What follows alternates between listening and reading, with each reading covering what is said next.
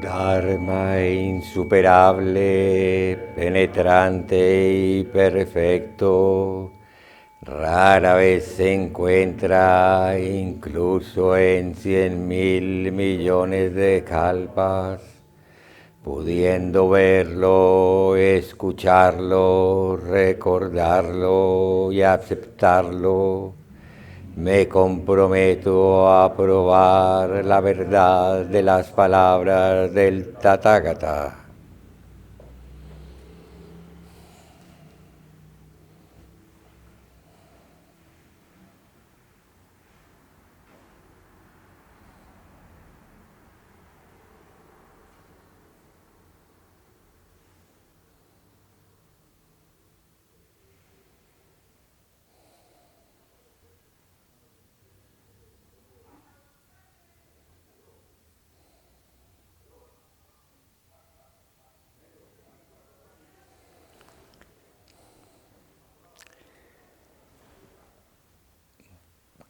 Bueno, saludo a las personas que nos han acompañado online. Le doy las gracias tanto a ustedes como a cada una de las personas que ha puesto su mejor propósito, su intención para continuar la Sechín. Se requieren muchas cosas para que un grupo de seres humanos, como el que hoy está reunido, celebre una ritualidad tan profunda, tan luminosa, tan compasiva, como es ofrecer nuestro silencio y nuestra quietud por el bienestar de todos los seres.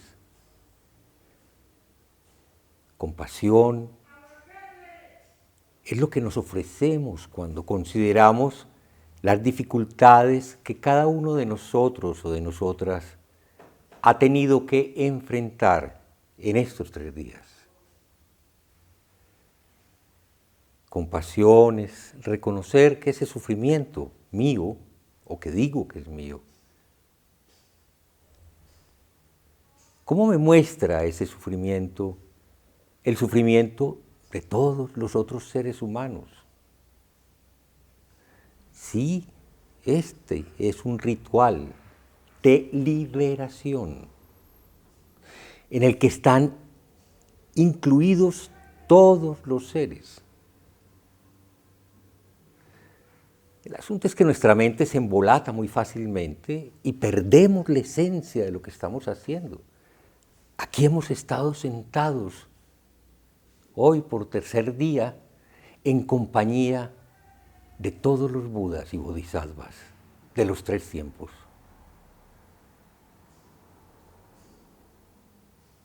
Sí, nuestra mente se resiste, lo sabemos, pero nos cuesta aceptar, recordar la verdad de las palabras del Tathagata.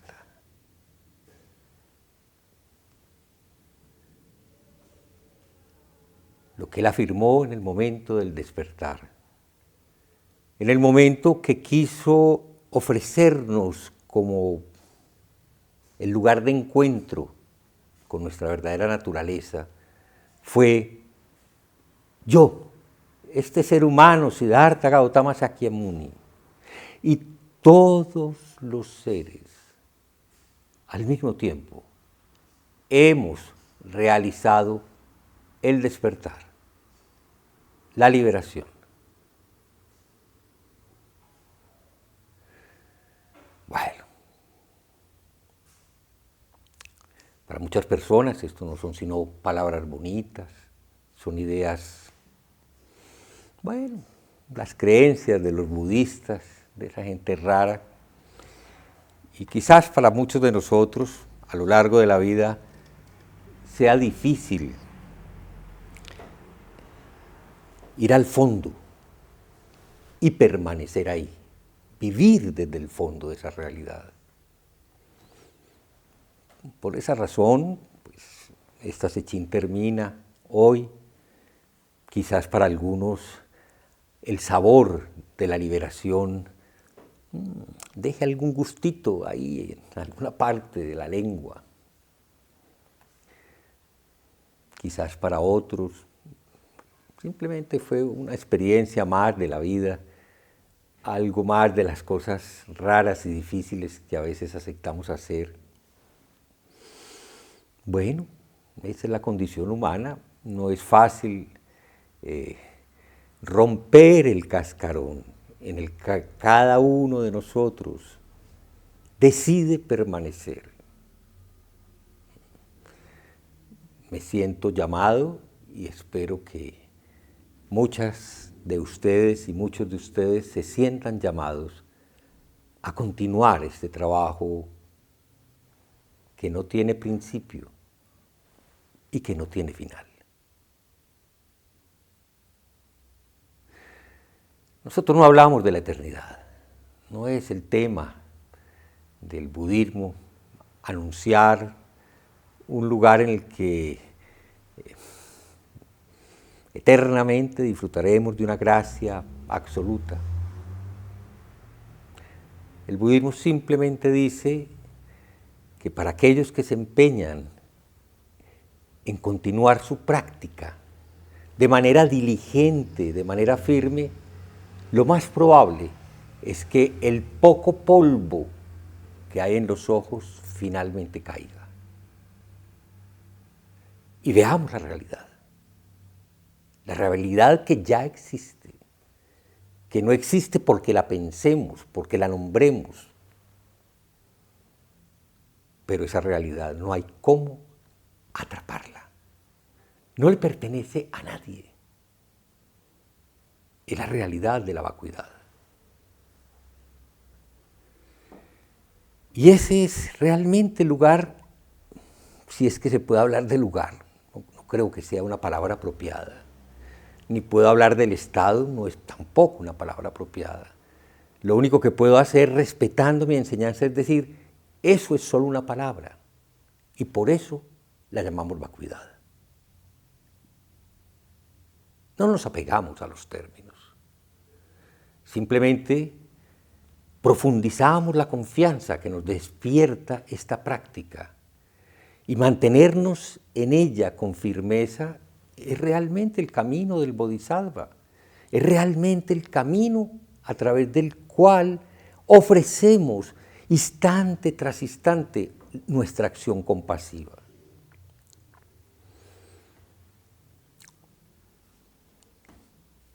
Y cuando nombramos a nuestros bodhisattvas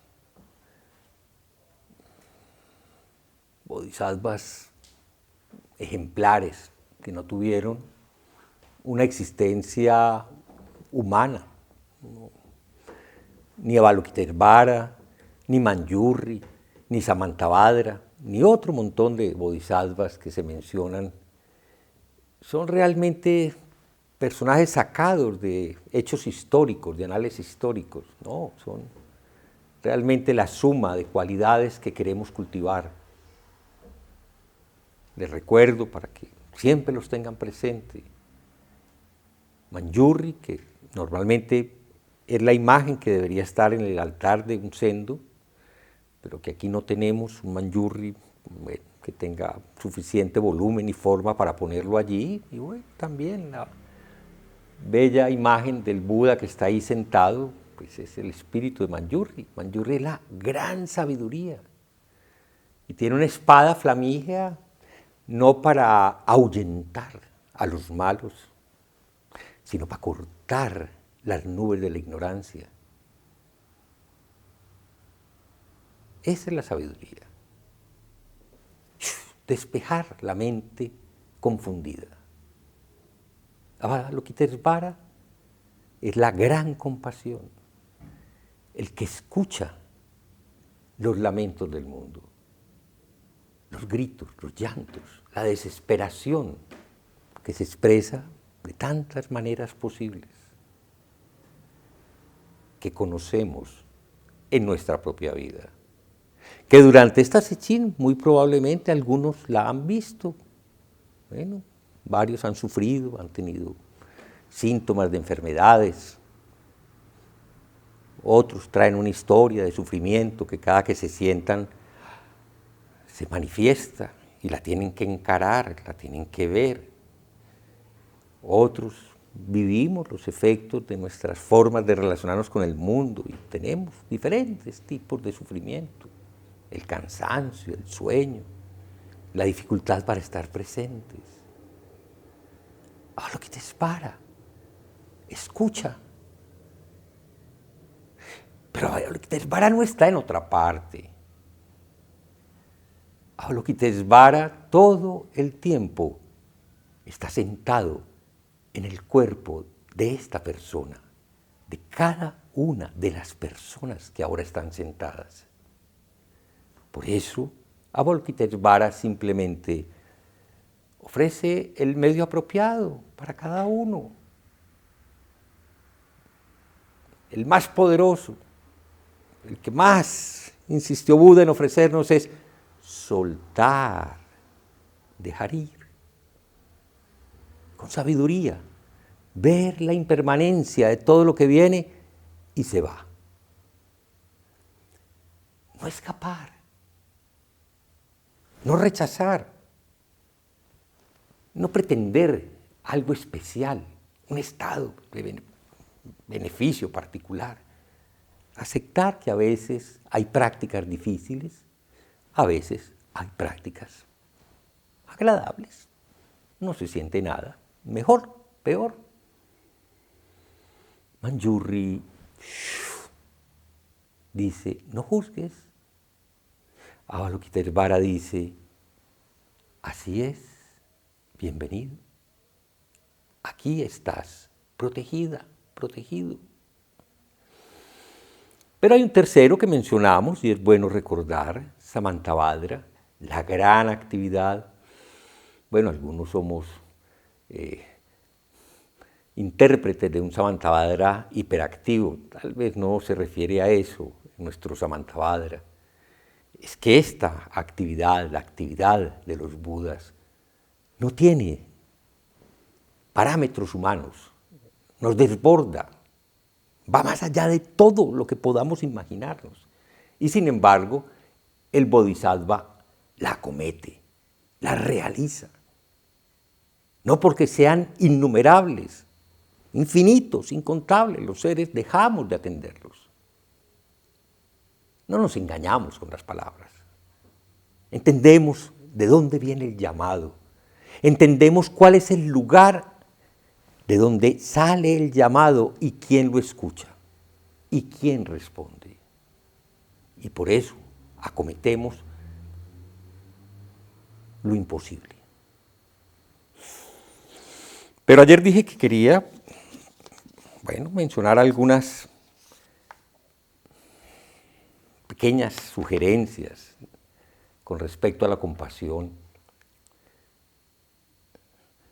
Reconozco que en mi proceso de acercamiento a la vía, y no sé a cuántas personas últimamente les haya sucedido, el Zen tiene un cierto atractivo muy grande para personas del mundo de la creatividad, de los intelectuales. De hecho, yo mismo llegué vía toda la especulación del pensamiento del siglo XX, el descreste que le generaba el Zen. Y sí, parecía un asunto más relacionado con la sabiduría y veníamos de una generación bastante iconoclasta, rebelde, que quería romper con todo y romper con algunos de los sentimientos religiosos que se nos habían ofrecido, que se nos había ofrecido en nuestra infancia. Parecía natural. Entonces, no sé, de pronto la palabra compasión, que fue duramente juzgada por muchos de los pensadores de un movimiento anticlerical del siglo XIX, del siglo XX, Nietzsche y otros, hacían que fuera una palabra como de mal gusto, pues, compasión, lástima, misericordia, piedad, bueno, todo eso sonaba a algo que hablaba más bien de debilidad, de falta de acciones fuertes, contundentes. Y acepto, yo venía un poco untado de eso mismo. Para mí no fue fácil, para mí lo atractivo era todo lo que producía en el movimiento cuestionante de la lógica, ¿sí? Todas esas historias llenas de paradojas, de asombro, de cosa maravillosa. Era lo que me atraía en el Zen. Por 20 años practiqué un Zen que le daba mucha importancia al abandono del ego. Ese era el corazón de la expresión de la enseñanza del maestro que seguía. Y sonaba muy bien. Todos estábamos esperando abandonar el ego, dejar de vivir ensimismado. Y sí teníamos una práctica muy importante, yo también lo digo hoy en día, Zazen. No sé quiénes conozcan un viejo mito, el del huevo de Abraxas. Y de alguna manera cada uno vive encerrado en su propio huevo y pues yo siempre he sentido que somos como parte de un gallinero. Yo no sé quién, el Buda como gallina nos está empollando cada que estamos aquí sentados, hasta que algún día desde adentro empezamos a golpear y desde afuera quizás esa cosa magnífica que llamamos el Buda nos ayude a acabar de despejar hasta que nos iluminemos. No sé, bueno, un chiste mítico alrededor de nuestra práctica.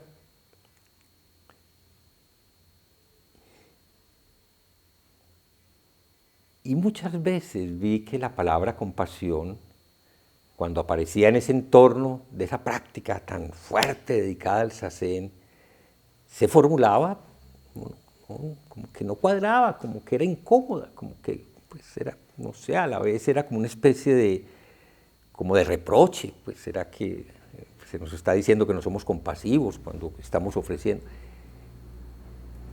Y efectivamente, yo siento que sí, que nos fue mellando, que empezamos a sentir en esa comunidad que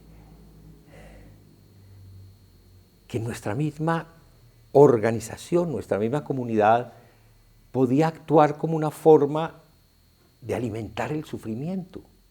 Al menos había una forma que yo empecé a sentir que se repetía muy a menudo. La incapacidad de muchas personas de encontrar una forma de resolver su relación con su propia forma de sufrir, parecía no encontrar quien lo oyera. Y me parece que eso me lo quiero mantener siempre presente. Es muy lamentable que una sangha budista no esté atenta a escuchar las diversas formas de sufrimiento que aparecen y que se manifiestan, que se amplifican en el núcleo de la práctica. No creo que realmente responda a la encarnación de la sabiduría de Avalokitesvara.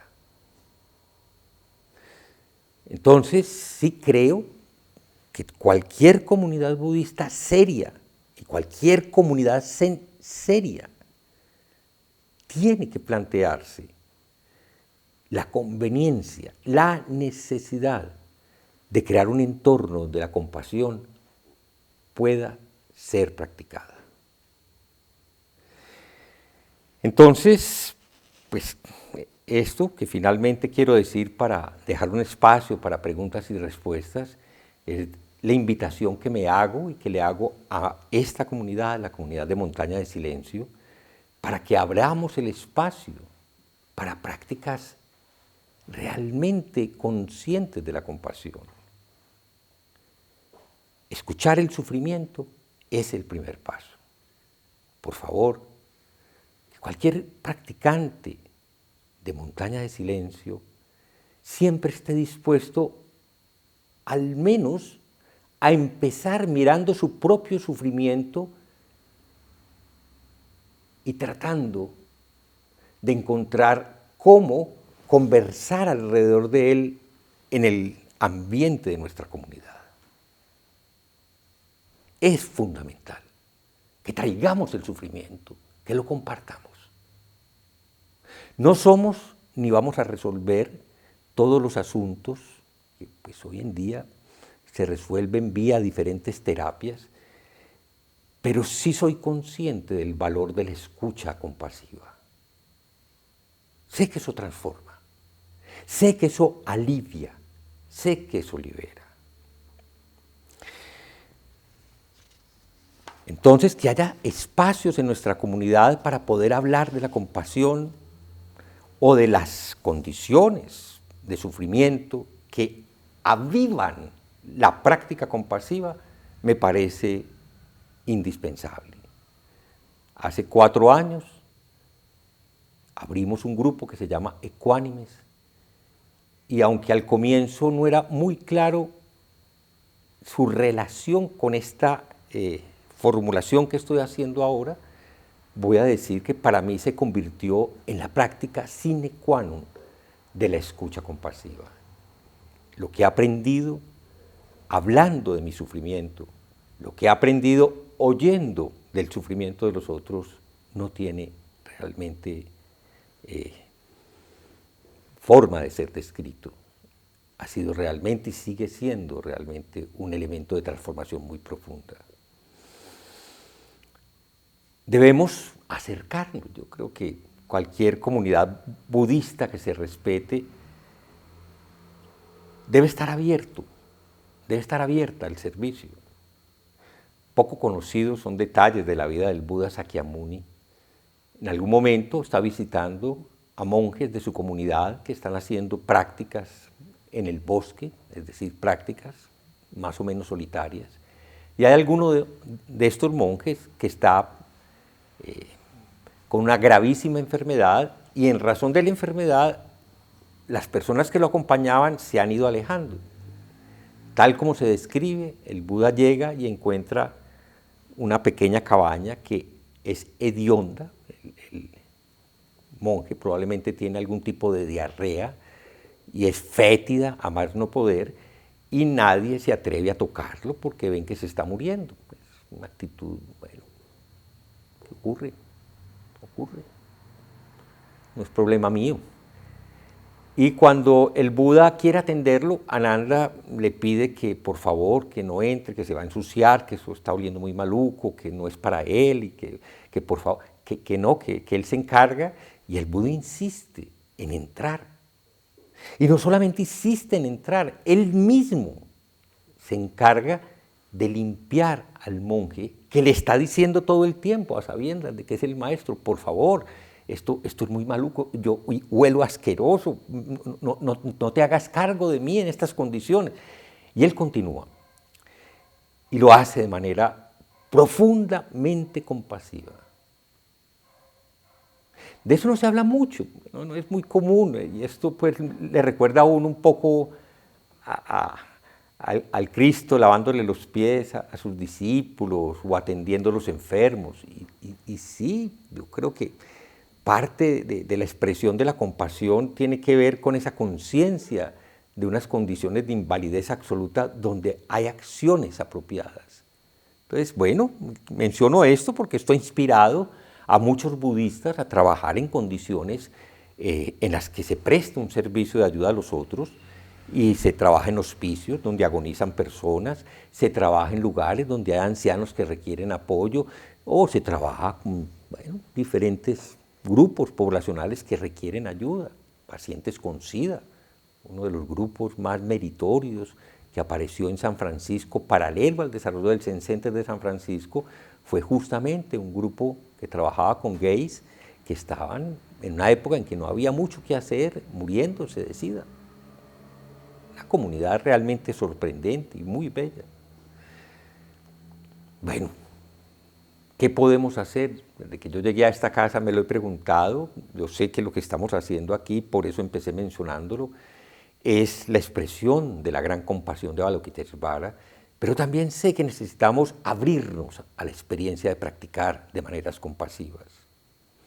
Lo importante siempre es la intención.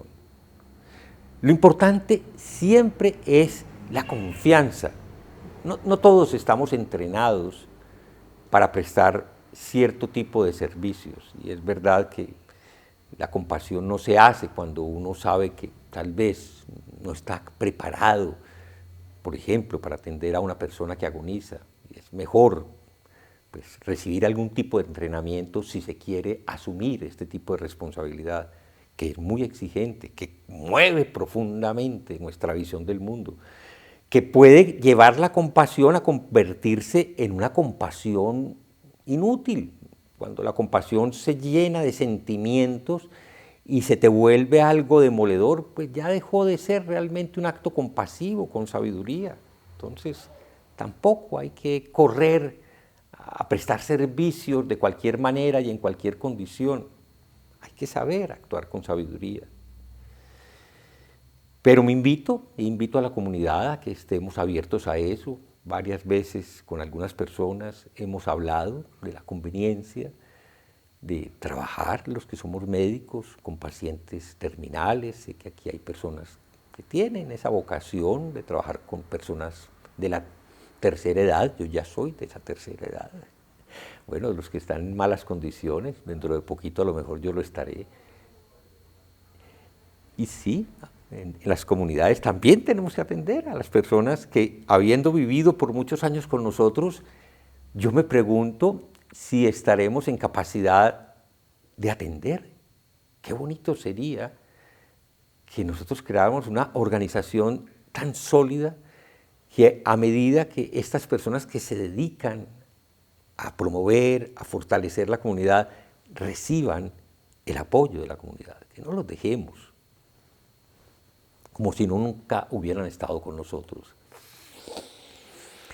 Bueno, finalmente, así como Sacén es romper el huevo de Abraxas, la compasión es realmente el alimento directo para ayudarnos a salir de la vida ensimismada, de la vida que gira alrededor de sí mismo. Y todo el que se involucra en acciones de compasión sabia conoce directamente la alegría, la felicidad que eso trae para el que recibe el apoyo y para el que realiza la actividad. Es decir, la compasión es un aliado fundamental del camino de la liberación. Sí, voy a decir que la gran fuerza sembradora del Dharma budista es esa mezcla inseparable, no es que primero una y después la otra, de sabiduría y compasión. Sabiduría sola no siembra el Dharma. Sabiduría y compasión probablemente hará que el Dharma tenga profundas raíces aquí entre nosotros, como la ha tenido en otros lugares. Bueno, entonces con esto termino. Quisiera invitarlos, tanto a los que están aquí presentes como a los que están online, que si tienen alguna pregunta sobre el tema de la compasión, sobre el tema del dolor del mundo, por favor, pero yo creo que siempre la compasión usa el verbo compadecer, no hay diferencia. Tal vez a lo que te refieres, Juan, es a la diferencia entre compasión y lástima. Y la lástima, bueno, digamos que es un sentimiento muy superficial que puede aparecer, yo veo algo poco agradable, algo triste, y me da lástima del perrito, del pordiosero que está echado, y yo no me siento inspirado para nada en acercarme y atender, simplemente sigo. Alguien viene y me pide una limosna y yo siento lástima porque veo que efectivamente es una gente muy pobre, pero yo sigo, pido. Es decir, es muy común que estemos movidos por la lástima en relación con el sufrimiento de los otros, y es un mecanismo en realidad de defensa, porque no me involucro. Compasión realmente es el sentimiento que surge cuando tú eres consciente del sufrimiento de otra persona o de otro ser, animal, ¿por qué no? Vegetal, ¿por qué no? Y ese sentimiento te involucra, te invita a actuar. hace un par de años, creo que estábamos en pandemia justamente, una vecina que estuvo en el grupo de Ecuánimes un tiempo, observó cómo el vigilante de una de las casas de la universidad aquí cerca decidió, no sé por qué razón, prender, no sé si era papel o qué, dentro de un árbol. Vaya a entender por qué lo hizo. Lo que me impresionó de la reacción de esta mujer es que ella sintió el dolor del árbol y procedió no solo a apagarlo, sino a reclamarle a este señor por no considerar realmente lo que estaba haciendo. Y bueno, diríamos sí, como un personaje muy sensible, efectivamente, es una mujer dedicada al arte, muy sensible, que sintió el dolor del árbol y que no entendía cómo había un ser humano capaz de ofender, no, de herir de esa manera al árbol. Bueno, otros hemos sido testigos, a veces hemos actuado de situaciones, bueno, difíciles que suelen suceder en la vida. Un día oíamos justamente un griterío y era que uno de estos perros, Big Book, que son de una mandíbula que hace una mordida muy fuerte, efectivamente había mordido a otro animalito y no había poder humano para que lo soltara. Entonces, bueno, sí, digamos que nos movió a muchos, además era conmovedorísimo ver esa escena en que la perrita estaba atrapada en la mandíbula de este animal, pero lo que todo el mundo sabía era lo peligroso que era actuar allí. Yo vi la compasión, pues, y vi cómo todo el mundo quiso hacer algo importante. Bueno, cuento esta historia porque finalmente se resolvió vía agua, para que algún día la pongan en práctica. El agua es un elemento disuasivo que hace que los animales como que reaccionen y suelten. Fue lo único que le hizo abrir la boca a la perra esta. La dueña de la perrita a la que estaban mordiendo hacía algo absurdo, le metía la mano a la boca a la otra perra tratando de abrir, y eso como que tiene una fuerza, no sé, como de 400 toneladas, el apretón de ese animal. Bueno, eso es para describir escenas. Otras veces hemos visto accidentes y no lo hemos pensado dos veces, nos hemos bajado donde estamos y hemos ido y hemos atendido. Pues bueno, sí, vuelvo a repetir, no hagamos lo que no nos corresponde. En las ciudades se ha dicho que ante los accidentes no debemos proceder a mover a los heridos, porque podemos causar más daño con ese pequeño movimiento de enderezarlo, de acomodarlo a un ladito, que posiblemente con solo estar ahí pendiente y mirar que respire y buscar que esté en una posición que pueda respirar sin movilizarlo. Pero bueno, mucha gente no sabe eso. Pero atender al paciente en esas condiciones, incluso llegar y calmarlo, decirle que uno está ahí, puede que sea un acto de una compasión inmensa, que no haya una sensación realmente mayor de desamparo y abandono. Bueno, menciono situaciones que pasan. La compasión es una acción de atención. Obvio, hay muchas otras formas de tener compasión. Vuelvo a repetir, compasión es acoger tu propio dolor, darle espacio a tu propio dolor, no tratar de escapar de él, no negarlo, incluso acogerlo dentro de lo que tú ya sabes que tiene de histórico tu propio dolor, y aprender a estar con él también, a procesarlo, a ayudarle a que se transforme, a ayudarle finalmente a que viva si lo va a vivir, porque bueno, no todos, hablábamos de tu problema, es una historia quirúrgica, no todo lo que fue intervenido va a cambiar de manera radical, pero aquí hay un montón de personas que se han sentado y que han tenido fuertes dolores de rodillas, fuertes dolores en los empeines, creen que se les van a reventar las rodillas. Y mentiras, no pasa nada. Yo llevo 40 años sentándome. Y siempre me he preguntado, porque hay muchos ortopedistas que opinan un montón de cosas, muchos especialistas en circulación periférica que dicen un montón de cosas, y yo no veo absolutamente ninguna consecuencia, ni en mis articulaciones, ni en mi sistema circulatorio. Y veo que sí, que con el tiempo yo ya no siento los dolores que sentía antes. Es decir, algo ha cambiado, que se ha soltado, que estaba escrito en el cuerpo y que yo fui capaz de dejar pasar. Y está bien, a veces se necesita mucho tiempo. Yo soy durito y necesité mucho tiempo, pero ahora me puedo quedar 40, 50 minutos y repetir y no pasa nada. Pero sé que hay que tratar de acoger ese dolor, hay que tratar de dejar de huir de él para que se cambie. Porque si uno todo el tiempo está tratando de escapar de él, pues no va a pasar nada. Pues, yo te explicaba ahora, en tu caso me parece muy importante que cuides, porque tienes una cicatriz y tienes unas prótesis en la rodilla, que no le vayas a hacer daño a eso porque te tienen que volver a operar y no creo que sea nada bueno. Entonces sí, que disminuyas ahí poco a poco la molestia que aparezca. Eso es compasión, actuar con sabiduría. Gracias, Juan. Hoy en día pues hay un modelo de estafa muy inteligente que se aprovecha de la compasión. Un gran amigo mío, sacerdote católico de esos rebeldes, un día hizo el retiro de su pensión, una platica de un cajero, y un muchacho se le acercó, pues él no era de traje de cura, pero se le veía clarito que era como cura. Le dijo, padre, buenas tardes, ¿cómo está? Y entonces Gabriel lo miró y le dijo, oye, chico, ¿y tú quién eres? Padre, ¿no se acuerda de mí? No. ¿Quién sos vos? Oh, pero ¿cómo se le olvidó? ¿No acuerdas pues de mi papá?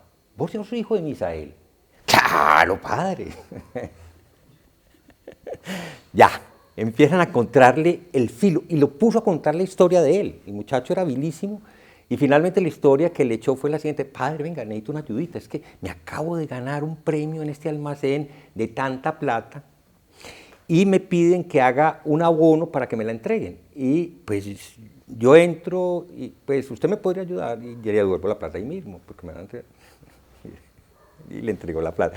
Oye, sí, es muy fácil con cuentos convencer a la gente. Desde las cárceles llaman y dicen es que hay alguien en desgracia, es que necesitamos pagar ya, y entonces terminan entendiendo que es que tu sobrino, tu primo, tu amigo, porque tú les diste la pista para que llegaras a eso. No, la lástima es un sentimiento peligrosísimo. Sí, la compasión yo creo que no nace si no hay realmente seguridad, tú lo dijiste, si no hay realmente confianza. Yo creo que nosotros no podemos, pues aquí nos tocan la puerta todos los días pidiéndonos cosas y yo sé que los 4 residentes de esta casa nos sentimos permanentemente cuestionados, pero yo ¿por qué voy a negar un pan, o por qué voy a negar un peso, o por qué voy a negar un vaso con agua? Y pues vamos y te entregamos agua, entregamos pan y a veces damos pesos. Pero no estamos resolviendo nada. Es decir, sí, yo también siento que ese no es el lugar de la compasión, ese es el lugar de la cuota social. Eso es lo que pagamos por estar en una situación social un poquito mejor que otras personas que nos están mirando para ver qué nos piden, pues, para que aportemos en la comodidad. Pues sí, ¿no? Digamos que el ser humano no es ni bueno ni malo. Todos los seres humanos somos buenos y malos. Todos tenemos un lado oscuro y vamos a hacer cosas que no son realmente respetuosas, que no son honestas. Pero piensa en esa misma persona si estuviera realmente muriéndose. Y lo único que tenemos que hacer es atenderla en ese momento. A pesar de que supiéramos su historia, dejaríamos de atenderla porque sabemos que no era tan honesta y tan cumplida. Tal vez no. Si uno está ahí presente, uno puede dar en ese momento, incluso porque lo que ocurre a menudo es que los seres humanos se desnudan completamente ante la inminencia de la muerte. Sí, yo creo que la compasión que nace, la sabiduría, busca los lugares de seguridad y de confianza donde uno realmente está capacitado para prestar el servicio que corresponde. De pronto, bueno, sí, lo que tú hiciste fue a través de tu madre, que ya había desarrollado pues una relación con esta mujer muy íntima y eso te dio confianza. Tal vez si tú hubieras empezado, hubieras sido un poquito más cauto, pero ella ya había ablandado a tu mamá y tu mamá estaba muy convencida de que le estaba ayudando a una mujer muy pobre, llevada, como hay montones que nunca piden, que se quedan allá muriéndose de hambre, porque les da vergüenza llegar a tocar la puerta de nadie y pedirle la ayudita. Sí, nosotros aquí en la puerta tenemos a unos conciudadanos que no tienen ninguna vergüenza para confesar, que llevan aquí un montón de años, pero que siguen alimentándose de las tetas que cada uno de nosotros tiene en la puerta cuando tocan. Entonces, logran y se chupan ahí su poquito. Muy duro, muy duro. Kafka tenía un refrán con respecto a eso. Los limoneros lo ponen a uno en un aprieto, porque uno se siente mal si no les da y mal si les da. Uno no resuelve nada dándoles, pero si no les da, pues, hombre, pues, unas monedas que uno tenía en el bolsillo, ¿qué importa?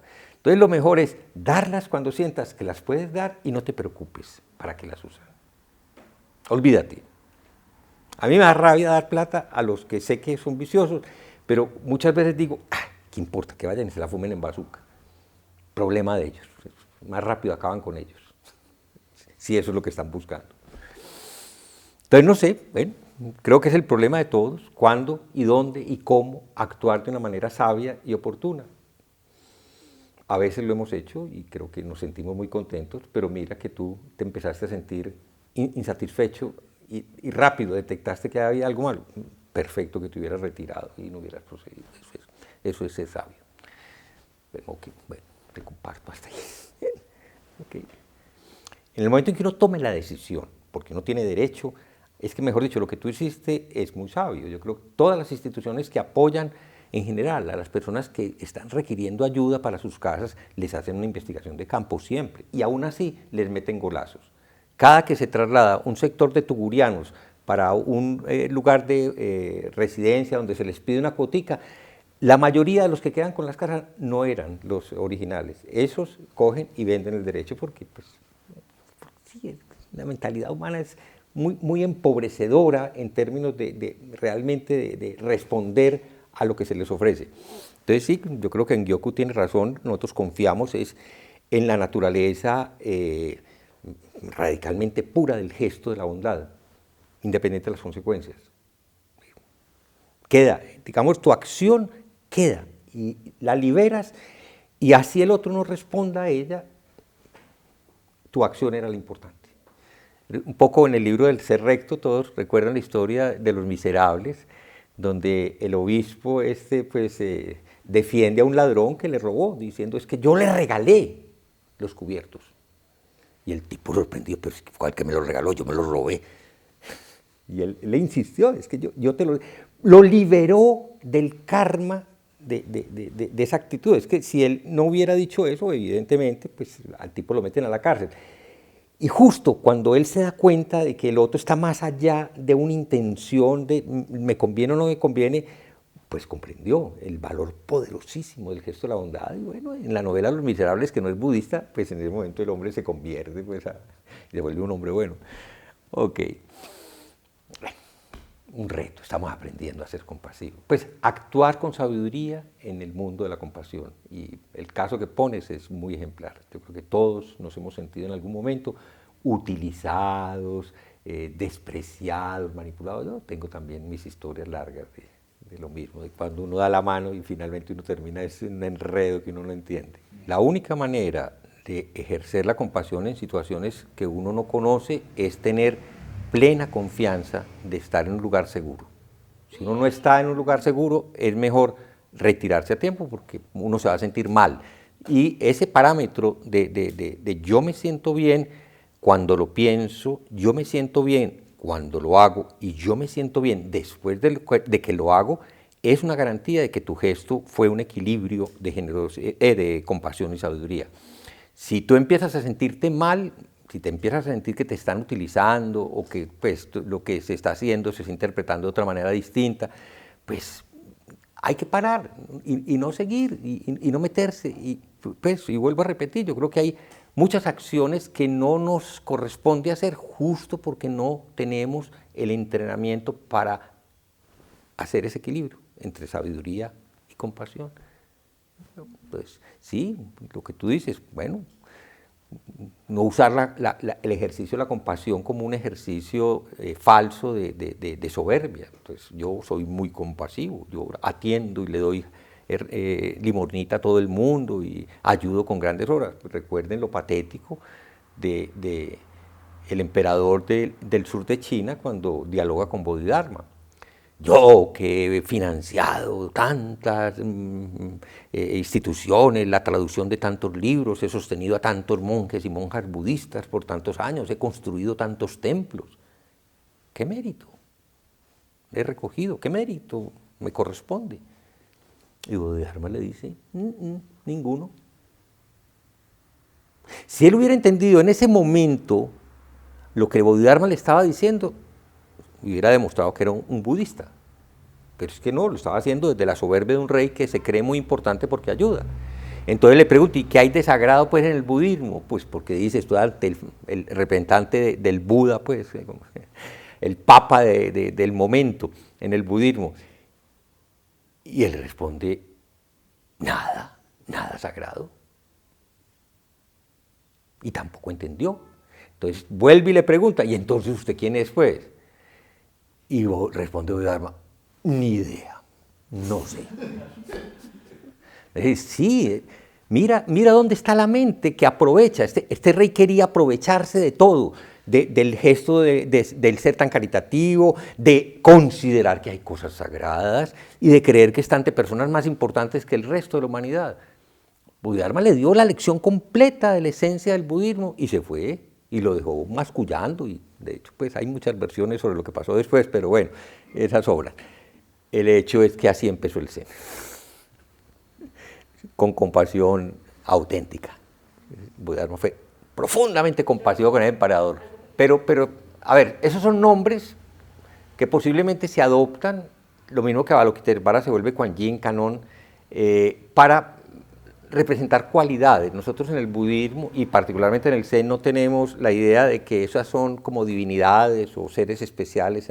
No, esas son las cualidades que tú debes encarnar. En ti debe estar al mismo tiempo Manjusri, Samantabhadra, Avalokitesvara, Yishu, y si te gustan otros más, porque hay en el Sutra del Loto y en otros sutras mahayanas encontrarás un número infinito de bodhisattvas, cada uno con un nombre más extraordinario. Siempre nos conviene mucho evocar la sabiduría y preguntarnos si estamos actuando con sabiduría. Siempre es muy importante evocar la compasión y preguntarnos ante las dificultades de la vida qué tan compasivos estamos siendo. Verbigracia, ayer hablábamos de una historia personal en la que te puedes preguntar por esas dos cosas, sabiduría y compasión. Y finalmente, Samantabhadra nos inspira para continuar a pesar de que nos sentimos cansados. Ojo, pues, que te están hablando los tres bodhisattvas a ti. Ok, gracias, Aleja. Que nuestra intención se extienda por igual a cada ser y lugar con el verdadero mérito del sendero de Buda. Los seres son innumerables, hago el voto de salvarlos. Las ilusiones son inextinguibles, hago el voto de terminarlas.